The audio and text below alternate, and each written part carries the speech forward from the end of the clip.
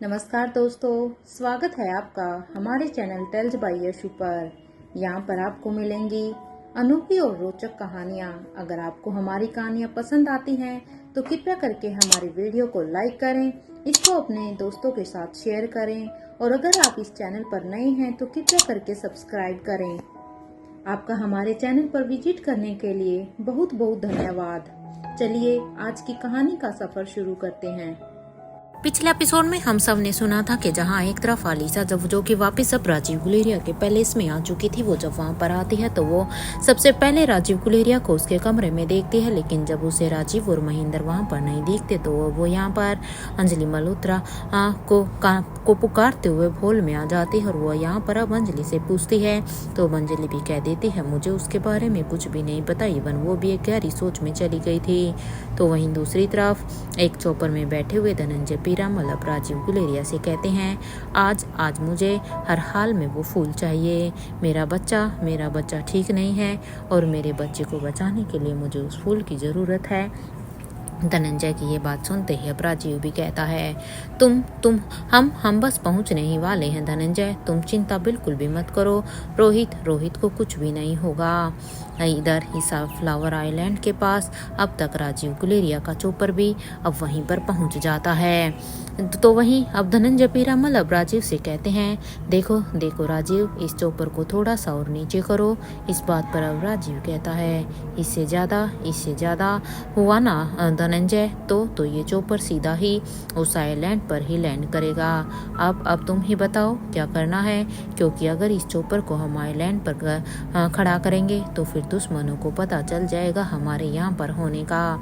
इधर ये सुनते ही धनंजय पीरामल अब अपने सामने रखे हुए एक मास्क को उठाते हैं और जल्दी से उस मास्क को वो पहन लेते हैं और अब अपने सामने रखे हुए दूरबीन को अब वो अपने हाथ में उठा लेते हैं। इस दूरबीन के द्वारा धनंजय पीरामल पहले यहाँ पर पूरी की पूरी सिचुएशन को देखना चाहते थे, क्योंकि धनंजय को पता था कि जरूर इस फूल को लेने के लिए और भी कई लोग आए हुए होंगे।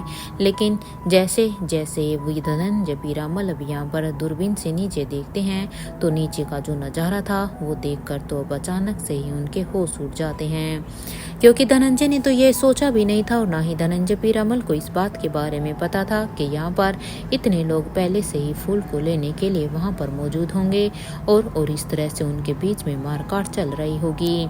इसलिए यहाँ का नज़ारा देखते हुए वो यहाँ पर राजीव से कहते हैं आयशा यहाँ पर। अब यहाँ पर धनंजय की ये बात सुनते ही अब राजीव गुलेरिया कहता है क्या कहा तुमने, क्या कह रहे हो धनंजय तुम? अरे भला आयशा यहाँ पर कैसे आ सकती है? आयशा का तो यहाँ पर आना नामुमकिन है। इधर ये सुनते ही अब धनंजय पीरामल कहते हैं नहीं राजीव, देखो मैं सच कह रहा हूँ। मैंने अभी अपनी दूरबीन से आयशा मारवा को देखा है और सिर्फ आयशा को ही नहीं बल्कि मैंने यहाँ पर उसके साथ रेखा मूर्ति को भी देखा है और इन दोनों के साथ मैंने वहाँ पर लक्ष्य को भी देखा है। ये तीनों एक साथ ही वहाँ पर इस आइलैंड पर हैं। इधर धनंजय की ये बात सुनते ही राजीव कहते हैं क्या सच है? अब पता नहीं क्या होगा। मुझे तो देख धनंजय अब ये जानने के बाद बड़ा ही ताजुब हो रहा है कि वो तीनों भी यहाँ पर कैसे आए हैं और अगर वो यहाँ पर आए हैं तो फाइनली वो यहाँ पर करने क्या आए हैं, ये मुझे कुछ समझ में नहीं आया। यहाँ राजीव की इस बात को सुनकर अब धनंजय पीरामल भी कहते हैं हाँ राजीव, तुम बिल्कुल सही कह रहे हो, क्योंकि समझ में तो मुझे भी कुछ नहीं आ रहा। और इधर धनंजय पीरामल ने अब जैसे ही राजीव की ये बातें सुनता है तो उसकी नज़र अब यहाँ पर तभी प्रत्युष दीवान पर भी जाती है। इधर प्रत्युष दीवान को देखकर जिनके हाथ में एक मशीन गन थी और उनका निशाना कोई और नहीं बल्कि ये तीनों के तीनों शख्स थे, यानी आयशा, रेखा मूर्ति और लक्ष्य। इधर उन्हें देखकर तो यहाँ पर अनिका भी खुद हैरान थी, क्योंकि अनिका की भी नज़र अब तक इनके ऊपर चली गई थी और अब ये सब देखकर अब अनिका को कुछ भी समझ में नहीं आ रहा था, क्योंकि उसने खुद अब्दुल से कहकर कमांडर इन चीफ को रेखा मूर्ति के पैलेस की सिक्योरिटी के लिए भेजा था। तो उन लोगों ने अपना काम क्यों नहीं किया, क्योंकि अनिका ने यहाँ आने से पहले सभी जगह की काफ़ी अच्छी तरह से सिक्योरिटी को तैनात किया था ताकि दुश्मन किसी भी तरह से उसके अपनों को यूज़ ना कर पाए। लेकिन फाइनली दुश्मन अब यहाँ पर पहुँच चुके थे। अब उसे यहाँ पर इन तीनों को देखने के बाद अब अनिका को सबसे ज़्यादा चिंता हो रही थी तो राहुल की, क्योंकि ये तीनों तो अपने पैरों पर खड़े हो सकते थे, लेकिन राहुल की सिचुएशन अभी ऐसी नहीं थी। वो यहाँ पर सिर्फ स्ट्रेचर पर ही यहाँ पर लाया जा सकता था, लेकिन वो यहाँ पर कहीं भी नहीं दिख रहा। और वैसे भी राहुल की सिचुएशन तो आईसीयू में ही बने रहने की थी, और इसलिए वो यहाँ पर यही सोचती है राहुल कहाँ पर है। इधर अपनी टीम को इस तरह से अनिका की टीम पर भारी पड़ता हुआ देखकर अब देवराज गुलेरिया का तो पूरा का पूरा खून खोल गया था। और अब देवराज गुलेरिया कहते हैं, क्या बात है, मजा आ गया, ऐसे बाजी को पलटा जाता है हाँ। और ये कहते हुए ही अब वो जल्दी से प्रत्युष के पास चले जाते हैं और उसके पास जाकर अब उसके हाथ से उस मशीन गन को अपने हाथ में लेकर अब सीधा इस मशीन गन को अनिका के सिर के ऊपर निशाना बना देते हैं। और इधर नानिका के सिर पर इस बंदूक का निशाना बनाते हुए वहीं अब यशवंत मल्होत्रा भी अब यहाँ पर अपने हाथ में अब तक तो मशीन गन को लेकर आ जाता है, क्योंकि यशवंत भी यहाँ पर बलबीर सर के साथ फाइट कर रहा था। लेकिन जैसे ही यशवंत ने ये सब देखा कि कैसे पूरी की पूरी बाजी अब उनकी तरफ आ चुकी थी, जहाँ सब ने फाइट को बंद कर दिया था, तो अब इसलिए यशवंत को जैसे ही मौका मिला वो भी 2 गन को लाकर एक को यहाँ पर बलबीर सर के ऊपर रख देता है, तो दूसरे को अपने दूसरे हाथ से सुखबीर के ऊपर अपना निशाना बना देता है। इधर इन दोनों को अपने निशाने पर बनाते हुए वो यहाँ पर अनिका की टीम को कहते हैं, चुपचाप आप सभी अपनी जगह पर खड़े हो जाएं और आप सबके हाथों में जो भी हथियार है उन सबको नीचे डाल दीजिए, वरना यहाँ पर खून की नदियाँ बहेंगी, क्योंकि अब हम अपनी बंदूकों को से यहाँ पर तुम सबको भून डालेंगे। इधर ये बात जैसे ही इन्होंने कही, ये सुनते ही अब जहांगीर और इंस्पेक्टर अब्बास के साथ सभी वहाँ पर अपनी फाइट को छोड़ कर वहाँ पर रुक जाते हैं। तो वहीं दूसरी तरफ यहाँ पर सरजी यानी कि राजेश्वर पीरामल के हाथ में अब वो केमिकल लग चुका था, जिसकी वजह से वो इस काले बादल को अब यहाँ से हटा सकते थे, क्योंकि अपने उस स्पेशल बॉक्स में उसके पास बहुत सारे केमिकल थे। लेकिन उसके लिए सबसे बड़ी मुश्किल ये थी कि आखिर कौन से केमिकल के साथ इस बादल को हटाया जा सकता है। लेकिन काफ़ी मशक्क़त के बाद अब वो यहाँ पर इस अंजाम पर पहुँच चुके थे कि उन्हें वो केमिकल मिल चुका था। वो इसलिए अब ये एक छोटी सी बोतल में ये केमिकल था, इसलिए इस छोटी सी बोतल को वो अपने हाथ में लेकर अब यहाँ पर राजेश्वर पीरामल पायलट से कहते हैं, देखो इस चॉपर को इस आर्टिफिशियल क्लाउड के ऊपर लेकर चलो। इधर उसकी ये बात सुनते ही अब पायलट भी अब उसके इंस्ट्रक्शन को मानते हुए उस चॉपर को यहाँ पर आर्टिफिशियल क्लाउड के ऊपर की तरफ लेकर जाने लगता है। और इधर जैसे ही पायलट इस चॉपर को वहाँ पर लेकर जाता है, वो जब इस क्लाउडी आइलैंड के ऊपर पहुँचता है तो सामने यहाँ पर ढलते हुए सूरज को देखकर अब राजेश्वर पीरामल कहते हैं, अनिका गुलेरिया, तुम्हें क्या लगता है, हमें बेवकूफ़ बनाकर तुमने अच्छा किया नहीं? मैं अच्छी तरह से जानता हूँ कि ये पूरी की पूरी टीम तुम्हारी ही है, क्योंकि राजेश्वर पीरामल हालांकि यहाँ पर अनिका को इस ब्लैक कैट के आउटफिट में नहीं जानते थे, लेकिन उन्हें अच्छी तरह से पता था कि अनिका स्पेशल डिपार्टमेंट के साथ काम कर रही थी। इसलिए स्पेशल डिपार्टमेंट के लोगों को यहाँ पर देखकर अब वो अंदाज़ा लगा लेते हैं और अब वो यहाँ पर कहते हैं, ये तुमने अच्छा नहीं किया, अगर वो गोल्डन फ्लावर हमें नहीं मिला तो वो इतना याद रखना तुम्हें और तुम्हारी टीम को भी नहीं मिलेगा। अब जिंदगी भर अब अपने पति के लिए रोना, क्योंकि अगर ये फ्लावर तुम लोगों को नहीं मिला तो ये बात तो पक्की है कि रोहित कभी भी जिंदगी भर ठीक नहीं होगा। और अब यहाँ पर जैसे ही अब यहाँ पर सर जी ये बात कहते हैं तो उनकी इस बात पर अब यहाँ पर धर्मराज मारवा कहते हैं, देखो देखो, अभी ये वक्त ये सब सोचने का नहीं है। सबसे पहले इस आर्टिफिशियल क्लाउड को हटाओ, क्योंकि अब हम पहले ही बहुत सारा समय बर्बाद कर चुके हैं। इसलिए जो भी कुछ सोचना है वो सब बाद में सोचना, अभी यहाँ पर एक्शन लेने का काम है। इसे हमें जल्द से जल्द उस रियल गोल्डन फ्लावर की तरफ उसे डालना चाहिए, ताकि जल्द से जल्द हमें उस फ्लावर की पहचान हो सके। वो हमारे लिए बहुत ही जरूरी है। इधर धर्मराज की इस बात पर राजेश्वर पीरामल कहते हैं, हाँ वो तो मैं करूँगा ही। वो सूर्या कोई मेरा बेटा नहीं है, और वैसे भी उसके साथ जो भी कुछ हुआ था ना, वो उसकी अपनी बेवकूफ़ी की वजह से ही हुआ है। पूरा पेरिस जानता है कि धनंजय पीरामल की दहाड़ कैसी है। इसलिए ये सूर्या की गलती है। सूर्या को उसे ललकारना ही नहीं चाहिए था। सूर्या को बिना हमारी मदद के उस धनंजय पीरामल से लड़ना ही नहीं था। अगर वो उसके साथ लड़ाई ही नहीं करता तो आज सूर्या की ये हालत भी नहीं होती। और अब अगर उसकी ये हालत है तो मुझे उसकी हालत से भी कोई फर्क ही नहीं पड़ता है। अरे भला वो कौन सा मेरा बेटा है? अरे वो सूर्या मरे या जिए, मुझे इससे कोई भी फर्क नहीं पड़ता। लेकिन हाँ, एक बात तो यहाँ पर पूरी तरह से तय है कि मैं उस रोहित मारवा को तो जीतने बिल्कुल भी नहीं दूंगा। क्योंकि अगर ये फ्लावर अनिका की टीम को मिल गया तो इतना तो पूरी तरह से तय है कि अनिका और रोहित ये दोनों पूरी तरह से जीत जाएंगे। क्योंकि ये फ्लावर जैसे ही इन्हें मिलेगा तो इससे उस रोहित मारवा की जान बचा ली जाएंगी। और अब की बार उस रोहित को कोई भी नहीं बचा सकता।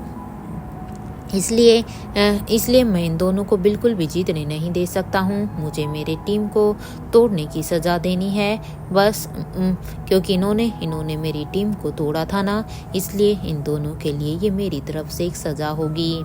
और ये कहते हुए ही वो अब यहाँ पर अपने पार्टनर से कहते हैं, सुनो, अब आराम से ऊपर रहेंगे। इधर राजेश्वर पीरामल को अब इस बात का अंदाजा भी नहीं था कि वो अनिका, रोहित और स्वाति के प्लान में फंस चुके हैं। क्योंकि वो यहाँ पर अब तक यही सोच रहे थे कि अब यहाँ पर सब कुछ उनके अकॉर्डिंग ही होगा। क्योंकि अब उनके पास वो केमिकल था जिससे अब वो यहाँ पर इस क्लाउड को भी हटा सकते थे और इस फूल को भी ले सकते थे। लेकिन अभी उसे इन तीनों की ही प्लानिंग के बारे में नहीं पता था। उनके नीचे न उतरने की वजह से उनकी टीम को यहाँ पर बहुत ही बड़ा लॉस होने वाला था। क्योंकि राजेश्वर पीरामल सोचते हैं कि वो भी यहाँ पर अपने इन दोनों लोगों के साथ ऊपर आसमान में ही रहेंगे। तो वहीं वहाँ नीचे फ्लावर आइलैंड से के थोड़ा सा ऊपर एक चोपर के अंदर से अब यहाँ पर दो करीब सेम हाइट के लोग अभी अचानक से नीचे जंप कर जाते हैं। जैसे ही ये लोग नीचे का जंप करते हैं तो एक जो कि प्रत्युष दीवान के सामने आकर खड़ा हो जाता है। तो वहीं दूसरा अब यहाँ पर देवराज गुलेरिया के सामने आकर खड़ा हो जाता है। इधर राजीव गुलेरिया अब यहाँ पर अनिका से कुछ कहना चाहता था, लेकिन उसे शायद पता नहीं था कि इस आइलैंड पर सिर्फ अनिका नहीं है, बल्कि वहाँ पर मौजूद जितने भी लोग थे उनमें से किसी को भी कुछ भी सुनाई नहीं देने वाला है। क्योंकि राजीव को तो कुछ भी नहीं पता था कि यहाँ पर उनके आने से पहले एक ऐसा ब्लास्ट हुआ है, एक ऐसा ब्लास्ट जिससे अगले 3 घंटे तक इन्हें कुछ भी नहीं सुनेगा। वो भी इस बात से अनजान थे। इधर राजीव जैसे ही वहाँ पर आते हैं तो अब उसने एक जोर की लात अब यहाँ पर अपने पापा यानी के देवराज गुलेरिया के सीने पर मारी। तो वहीं धनंजय पीरामल ने भी सबसे पहले एक जोर का थप्पड़ अब यहाँ पर प्रत्युष दीवान के गाल पर मारा। क्योंकि प्रत्युष दीवान यहाँ पर इन तीनों ही यानी रेखा, आयशा और लक्ष्य तीनों को ही अपने गन की पॉइंट पर रखे हुए था। इसलिए उसने जल्द से जल्द उसके सामने आकर उसके गाल पर इतनी जोर से तमाचा मारा। और इधर उसकी हरकत पर वो जितने भी वहाँ पर बेस्ट स्वॉर्ड फाइटर थे अब उनका निशाना अब यहाँ पर धनंजय पीरामल बन चुके थे। क्योंकि धनंजय पीरामल का ये तमाचा इतना तेज था कि वहाँ पर इन लोगों की टीम के जो आदमी थे उन्होंने जैसे ही ये सब देखा तो वो यहाँ पर अपना सब कुछ काम छोड़कर सबसे पहले धनंजय को ही अपना निशाना बना लेते हैं। तो वहीं अब तक देवराज गुलेरिया के ट्रेंड फाइटर भी अब वहाँ पर आ चुके थे। क्योंकि राजीव गुलेरिया ने भी यहाँ पर अपने पापा देवराज गुलेरिया को जल्द से एक पंच के यहाँ पर एक ही बार में गिरा दिया था, जिससे कि उसके लोग जल्दी से उसको बचाने के लिए यहाँ पर राजीव को आकर घेर लेते हैं। वो उसे घेर कर खड़े हो गए थे। इधर अपने चौपर में बैठी हुई स्वाति अभी ये सब देखकर अब यहाँ पर करण गुलेरिया से कहती है, नीचे नीचे जाते ही क्या होगा, हाँ तुम्हें पता है ना करण। देखो करण चौकन ना रहना है। हमारी आंखों के सामने जो हो रहा है उसके अलावा जो हमारी पीठ के पीछे से हो रहा है उसके ऊपर भी हमें ध्यान देना होगा, क्योंकि हमें आगे और पीछे दोनों का ही सोचना होगा। इधर स्वाति की ये बात सुनते ही अब करण गुलेरिया भी हाँ में अपने सिर को हिला देते हैं और अब वो यहाँ पर अपना मास्क पहन लेते हैं। जहाँ करण गुलेरिया अब राजीव गुलेरिया की हेल्प के लिए नीचे जंप लगाते हैं, तो वहीं स्वाति मल्होत्रा अब यहाँ पर धनंजय की हेल्प के लिए जंप कर जाती है, क्योंकि जैसे ही इन दोनों ने देखा कि यहाँ पर राजीव और धनंजय को यहाँ पर घेर कर ये लोग खड़े हो गए हैं, तो अब इन दोनों को अपनी अपनी फाइटिंग टेक्निक को यूज़ करके इन्हें बचाना था। जब अनिका ने इन सभी को इस जंग में शामिल होते हुए देखा तो अब अनिका को पता चल गया था कि ये लड़ाई तो अब ये सभी मिलकर यहाँ पर संभाल लेंगे, क्योंकि अनिका अच्छी तरह से अपनी पापा, अपनी माँ, धनंजय पापा, राजीव, इन सब के बारे में अच्छी तरह से जानती थी कि ये सच में कितने अच्छे फाइटर हैं। इसलिए अब अनिका का मेन फोकस था उस गोल्डन फ्लावर को तोड़ने का। लेकिन अभी भी अनिका के लिए भी एक सेम चैलेंज यही था कि रियल गोल्डन फ्लावर कौन सा है, क्योंकि अनिका भी इसके बारे में नहीं जान पा रही थी। या अनिका भी ये सोच ही रही थी कि तभी अपने चौपर में बैठे हुए रोहित ने जब अपनी वृष्ट वॉच में टाइम देखा तो वो यहाँ पर टाइम को देखकर अपने मन में कहता है, वक्त बहुत ही कम है। और ये कहते हुए ही वो अब अपने पास रखे हुए एक एरो को निकालकर अब अपनी पॉकेट से एक और छोटी सी बोतल को निकालता है और उस बोतल को निकालने के बाद अब वो यहाँ पर उसके ढक्कन को खोल देता है। इस बोतल के ढक्कन को खोलने के बाद अब वो फिर से यहाँ पर एक एरो को अब यहाँ पर इस बोतल के अंदर डालता है और अंदर सारे ही केमिकल को अब ये एरो पूरी तरह से ऑब्जर्व करने लगता है। जैसे ही वो केमिकल अब ऑब्जर्व हो जाता है तो वो अब यहाँ पर अपने मन में सोचता है, इस केमिकल से मैं 2 काम कर सकता हूँ। या तो मैं इस केमिकल को रियल गोल्डन फ्लावर पर निशाना लगाते हुए ही अनिका को बता सकता हूँ, या फिर मैं इस आर्टिफिशियल क्लाउड को हटा दूँ ताकि अनिका जल्द से जल्द इस फ्लावर तक पहुंच जाए। इधर कुछ देर तक सोचने के बाद रोहित ने अब यहाँ पर अपने तीर से निशाना बनाते हुए ही अब यहाँ पर जो आर्टिफिशियल क्लाउड यहाँ पर स्वाति मल्होत्रा ने यहाँ पर बनाया था उस आर्टिफिशियल क्लाउड की तरफ अब यहाँ पर उस निशाने को लगा दिया था। इधर जैसे ही यहाँ पर इस आर्टिफिशियल क्लाउड पर निशाना लगा तो मानो उस क्लाउड से भी यहाँ पर जोर से बारिश होना शुरू हो चुकी थी। इधर रोहित ने टाइम का कैलकुलेशन अच्छी तरह से कर लिया था। सब सारे कैलकुलेशन करने के बाद ही रोहित ने ये स्टेप उठाया था। अब वो यहाँ पर जल्दी से अपने चॉपर को अब इस आइलैंड के पास लेकर जाने वाला था तो वहीं बाकी सभी को भी अब इस बात का अंदाजा भी नहीं था कि यहाँ पर अभी अचानक से बारिश होना शुरू हो जाएगी। इन्हें यहाँ पर अब अचानक जो चीज़ें हो रही थी वो सब कुछ भी समझ में नहीं आ रहा था, क्योंकि पहले दिन में यहाँ पर अचानक से रात हो जाना, एकदम से इतना अंधेरा हो जाना, और दूसरा फिर उनके लिए चैलेंज था यहाँ पर अचानक से तूफान आ जाना। और जैसे ही तूफान शांत हुआ तो भी यहाँ पर फिर से अचानक से बारिश आ जाना। लेकिन इस बारिश में भी उन लोगों की फाइट नहीं रुकी, क्योंकि ये लोग हर हाल में बस एक दूसरे से जीतना चाहते थे, चाहे आज यहाँ का वेदर उनके कितने भी विपरीत क्यों ना हो। जहां एक तरफ स्वाति मल्होत्रा और धनंजय पीरावल ने यहां पर स्वॉर्ड फाइटिंग को संभाल लिया था, तो वहीं क्योंकि ये दोनों ही अपनी इस तलवारबाजी में पूरी तरह से निपुण थे, तो इधर दूसरी तरफ करण गुलेरिया और राजीव गुलेरिया दोनों ने मिलकर अब यहाँ पर अपने पापा देवराज गुलेरिया के साथ फाइट करना शुरू कर दिया था, क्योंकि वो अपने पापा की ताकत के बारे में अच्छी तरह से जानते थे। अरे भले ही उनकी एज ज़्यादा हो चुकी थी, लेकिन उनकी फाइट करने की सारी टेक्निक आज भी बिल्कुल वैसी ही थी जो बरसों पहले थी। तो वहीं वहीं उनके फाइटर्स के उनके कुछ वहाँ पर कुछ फाइटर के साथ अब यहाँ पर बलबीर सर, सुखवीर सर, जहांगीर ये सभी अब इनके फाइटर के साथ फाइट कर रहे थे। कुछ ही देर के बाद यहाँ पर पूरा का पूरा आसमान यहाँ पर अब साफ हो जाता है, क्योंकि रोहित ने जो केमिकल अब यहाँ पर स्प्रेड किया था उसकी वजह से अब ये सब कुछ साफ हो गया था। इधर जैसे ही ढलते हुए सूरज की रोशनी अब यहाँ पर मौसम साफ होने के बाद अब इस गोल्डन फ्लावर के ऊपर जाती है, तो वो अब इतने बड़े इल्यूजन में भी अब उसकी चमक को देखकर कोई भी उसे अब पहचान सकता था, क्योंकि जैसे ही अब ये इल्यूजन हटता है तो ये फिर से अपने उसी रियल रूप में दिखाई देने लगता है। इधर अनिका जैसे ही अपने कदमों को इस गोल्डन फ्लावर की तरफ बढ़ा देती है कि तभी उसके कानों में भी यहाँ पर फिर से एक आवाज आती है, अगर अपने लोगों की चिंता होगी ना रानी साहिबा तो आप इन्हें जरूर बचाएंगी। इधर ये सुनते ही अनिका जैसे ही पीछे मुड़कर देखती है तो यहाँ पर अब देवराज गुलेरिया के एक हाथ में करण गुलेरिया थे, तो वहीं दूसरे हाथ में यहाँ पर राजीव गुलेरिया थे। इधर उन दोनों को ही ऐसे देखकर अब अनिका हैरान हो जाती हैं, क्योंकि उसे पता था कि चाहे वो उसके पापा हों या फिर उसके राजीव अंकल, वो दोनों ही अपने आप एक बहुत अच्छे फाइटर हैं, तो फिर वो दोनों उनके साथ हार कैसे गए। अनिका को ये समझ में ही नहीं आ रहा था, क्योंकि उन्होंने दोनों की ही फाइट को देखा हुआ था। इधर अनिका को पता था कि सूरज अब डूबने को है, या तो वो यहाँ पर अब अपने पापा को बचा सकती है या फिर वो गोल्डन फ्लावर को तोड़ सकती है। इधर अनिका इसलिए जल्दी से कुछ देर सोचने के बाद अब दौड़कर देवराज गुलेरिया की तरफ दौड़ने लगती है।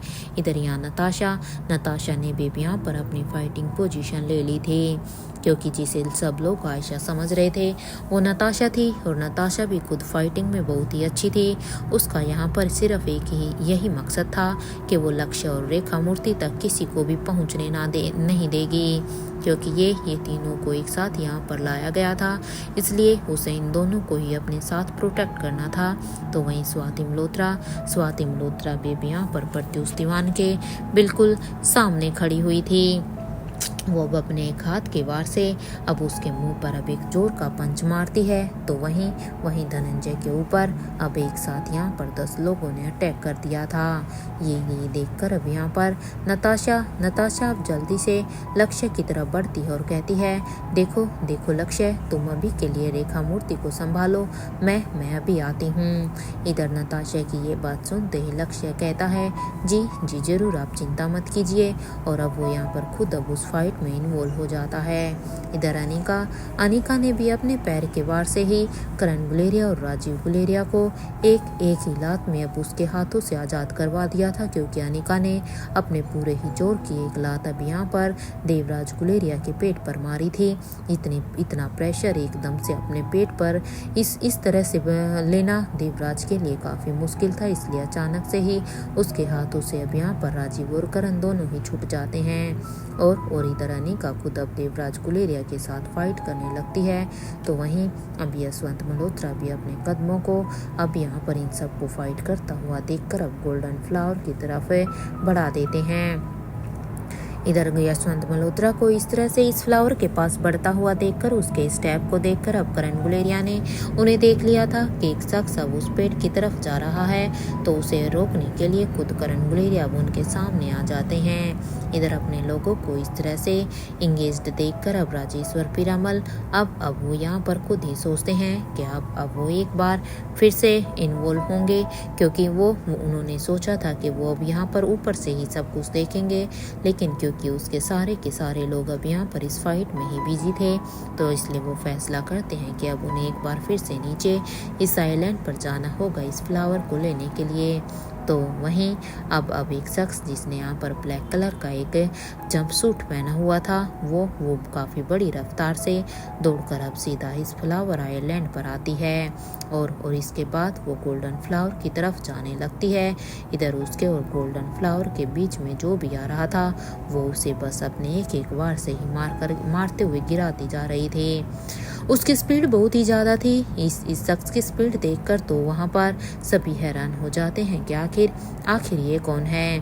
इससे पहले कि कोई कुछ भी समझ पाता कि ये शख्स कौन है, तब तक उस शख्स ने गोल्डन फ्लावर को यहाँ पर तोड़ना शुरू भी कर दिया था। फ्रैक्शन ऑफ सेकंड में उसने उस फूल को तोड़ा और वो एक हाई जंप करते हुए ही अपने चोपर में जाकर एक जंप करते हुए जाकर बैठ जाती है। और अभी क्योंकि इस फ्लावर को वो तोड़ चुकी थी, तो इस फ्लावर को तोड़ने के बाद अब वो यहाँ पर कुछ ही सेकंड में यहाँ पर उन सब की आंखों से ओझल भी हो जाती है। इधर वहाँ पर खड़े अब सभी के ही दिमाग में बस यही चल रहा था कि अभी जो उनकी आंखों ने अभी जो देखा था वो क्या था। अरे भला कोई ऐसे इतनी हाई स्पीड के साथ कैसे जंप कर सकती है। यहाँ भी अपनी ही आंखों से अब राजेश्वर पीरामल ने जब ये सब देखा तो वो यहाँ पर ये सब देखकर वो दिव्यांशी से कहते हैं अब मैं नीचे जा रहा हूँ। और ये कहते हुए वो यहाँ पर जंप करने ही वाले थे कि तभी उनके कानों में अब एक आवाज आती है, चुपचाप यहाँ पर बैठे रहो, तुम अपनी पावर दिखा चुके हो, अब तुम मेरी पावर देखोगे। और वैसे भी तुम्हारी बेवकूफ़ी की वजह से हम गोल्डन फ्लावर को तो ऑलरेडी खो चुके हैं, क्योंकि अब तुम खुद ही देखो वहाँ पर कोई गोल्डन फ्लावर नहीं है। अरे उसे तो वो इतनी स्पीड में आई हुई वो रथ लेकर चली गई। लेकिन हाँ, खेल अब भी मेरे हाथ में है, क्योंकि हम अभी भी इन लोगों से नहीं हार सकते। इधर ये सुनते ही राजेश्वर पीरामल अब कहते हैं मैं तुम्हारी बात को नहीं समझा, तुम कहना क्या चाहती हो। इस बात पर अब उन्हें सामने से आवाज आती है, तुम कहना क्या चाहते हो। तो इस बात पर अब उन्हें सामने से आवाज आती है, तुम दिव्यांशी को लेकर यहाँ ब्लैक के पैलेस के लिए निकल जाओ और हाँ, धर्मराज मारवा को नीचे उतारो, और वो भी अपने मास्क के साथ, ताकि कोई भी इन्हें देख ना पाए कि आखिर ये कौन है। और इधर ये आवाज सुनते ही राजेश्वर पीरामल कहते हैं, मैं कुछ समझा नहीं, तुम कहना क्या चाहते हो, जो कहना चाहते हो साफ साफ कहो कि आखिर तुमने क्या प्लान बनाया है। इधर राजेश्वर की इस बात पर अब उन्हें फिर से सामने से आवाज आती है, अगर तुम्हें मेरी बात समझ में आ जाती तो तुम मेरी जगह पर होते। इधर ये सुनते ही तो राजेश्वर पीरामल को गुस्सा तो बहुत आता है। वो भी यहाँ पर पायलट से कहते हैं, चोपर को थोड़ा सा नीचे करो ताकि धर्मराज मारवा को इस आइलैंड पर उतारा जा सके। इधर उसकी ये बात सुनते ही उसका पायलट अब चोपर को जैसे ही नीचे लेकर जाता है तो यहाँ पर धर्मराज मारवा अब नीचे जंप कर जाते हैं, क्योंकि उस शख्स के प्लान के अनुसार अब देवराज मारवा को यहाँ पर फाइट करनी थी। और जैसे ही देवराज मारवा भी यहाँ पर धर्मराज मारवा अब जैसे ही नीचे फाइट करते हैं तो इसके बाद वो चोपर अब फिर से वहाँ से जाने लगता है। इधर दूसरी तरफ रोहित भी यहाँ की जो कि अभी अपने चोपर में ही था, वो भी यहाँ पर उस शख्स का पीछा कर रहा था जिसने अचानक से आकर अब इस फूल को तोड़ा था। इधर अपने पैलेस में बैठे हुए बूढ़े किंग ये सब कुछ देख रहे थे। ये सब कुछ देखने के बाद अब बूढ़े किंग अब अपने मन में ही कहते हैं, मुझे पता है अब इन सभी का अगला कदम क्या होगा, क्योंकि बूढ़े किंग को देखकर ऐसा जान पड़ रहा था जैसे वो यहाँ पर दुश्मनों की प्लानिंग को अच्छी तरह से भाप चुके हों कि अगला कदम दुश्मनों का क्या हो सकता है। ये सभी मिलकर अब एक तीर से कई निशाने करने वाले हैं, क्योंकि अब इनके हाथों से ये फूल निकल चुका है। इसलिए अब ये यहाँ पर अपनी जो हरकतें हैं उनसे बाज नहीं आएंगे। अब क्योंकि यहाँ पर कई हमारे ही आदमी हैं, इसलिए मुझे सबसे पहले स्वाति मल्होत्रा और अनिका इन दोनों को ही अलर्ट करना होगा। अगर मैंने इन दोनों को समय पर अलर्ट नहीं किया तो उसके बाद पता नहीं क्या अंजाम हो सकता है। वहाँ पर न जाने कितने ही हमारे ही लोगों की जाने जा सकती हैं। पता नहीं आगे की सिचुएशन को अब ये सब कैसे संभाल लेंगे। मुझे तो बस इसी चीज़ का डर है कि किसी को किसी भी तरह का कोई भी नुकसान ना हो। और सबसे बड़ी बात यह है कि इस लड़के के दिमाग में अभी भी क्या चल रहा है, मुझे कुछ समझ में ही नहीं आ रहा है कि आखिर अभी ये उस दिशा में क्यों जा रहा है। एक तरफ जहां पर किंग ये सब सोचकर काफी परेशान हो गए थे, तो इधर दूसरी तरफ इंडिया में भी मेसुरी गांव में इधर यहाँ पर रानी अवंतिका अपने घर के पीछे के दरवाजे को खोलकर खड़ी थी और उसके दिमाग में यहाँ पर बहुत कुछ चल रहा था। वो यहाँ पर बहुत कुछ सोच रही थी कि तभी उसके कानों में अचानक से कुछ गिरने की आवाज आती है। जैसे ही ये आवाज अवंतिका के कानों में गई तो इसे सुनकर अवंतिका जैसे ही अंदर आती है तो यहाँ पर देखती है कि हॉल में नीचे एक तस्वीर गिरी हुई थी।